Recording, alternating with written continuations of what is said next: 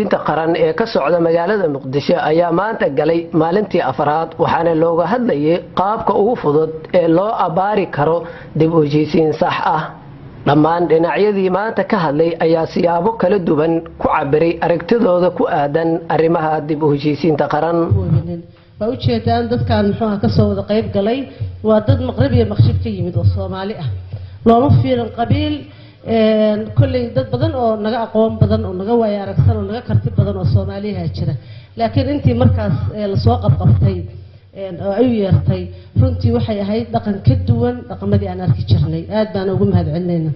دقن ككلان رجنا وحواي هو مجانا ده وسيرة ده هو ذات لكن هذا وسير فردية يا محاول وسير حجان وسير دولة فردية إلا يا محو هاي مذحدي محو هاي حكومتي وزارة ده أو فردية oo ilaa iyo bilow ilaa iyo dhamaad la dhameystiraysa runtii waxa way dhaqan ugu aad iyo aad baan maaragtay dareen fiican ii galiyay dadkii fahmo waa la igu leeyahay yani all over the body meel iifayo ma jirto dabadeedna waa yaabada uu siiyay garway wuxuu sheebaad guud ha loo diro middle-ka check-up guud waxaynu ogaanaysaan qofkii khilaafaad ee xalin dib u heshiisiin sameynaya in mushkiladu ballaaran tahay dhinacyo fara badan leedahay xalinteedu waqti qaadanayso laga yaabo inaanay generation keenan ba ahayn resultga si loo gaari hal ugu sii tala kalo laakiin in gubishi la xaado la sii dhigo hawshii in la sameeyo haddaba maadaama khilaafaadka ka soo shaqeynayay waxaan soo yar koobay oo si bal in hadhowna riboodina lagu soo diro waxaan inta maskaxdayda ilaa xal ka shaqeyso maalin walba wax yar ka qoray bal waxaan meesha ka soo baxay ugu cusub waxyaabo badan qaarkood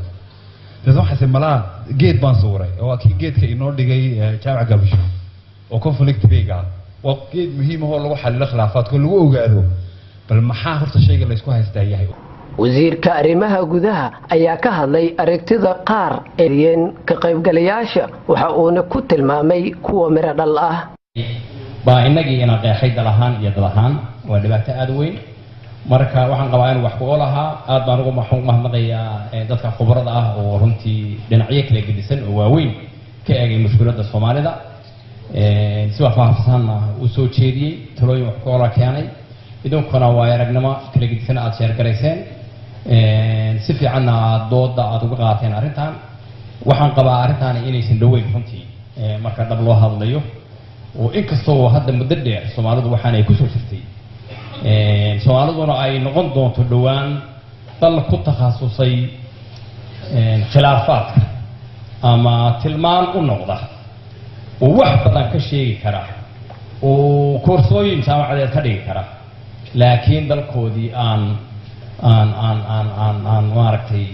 aan ku dabaqin khibradaasi awoodda way muuqataa waayo khilaafaadka aad bayna ugu takhasusnay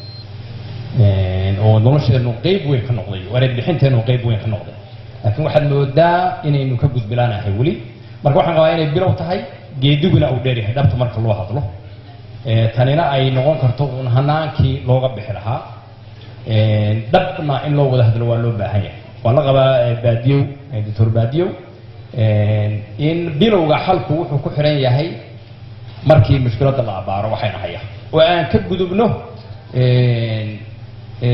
wixii aan kala xeerinaynay oo dadku si waaqiciya looga wada hadlo oo wixii dhacay la isla garowsado halkaa ku jira dabcan wali xasaasiyaadka iyo ilaa la kala boqoyo de meeshii ku jiraan laakiin mushkiladda in la abaaro